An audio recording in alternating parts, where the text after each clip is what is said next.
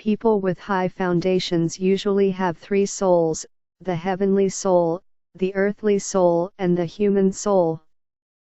The essence of soul is an energy cluster, and the three souls can be converged or separated.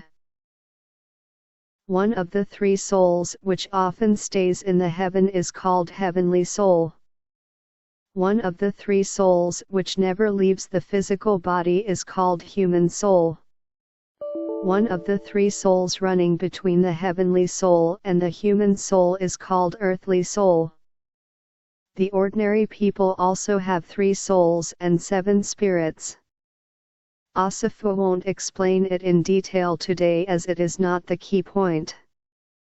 Asifu would like to briefly discourse on the convergence of the three souls, the oneness of heaven, earth, and man, which is inconceivable.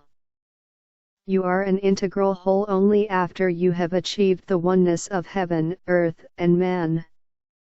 Most of cultivators with good cultivation and high foundations cannot achieve the oneness of heaven, earth, and man.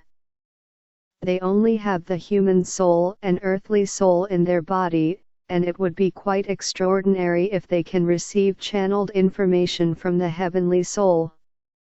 It is very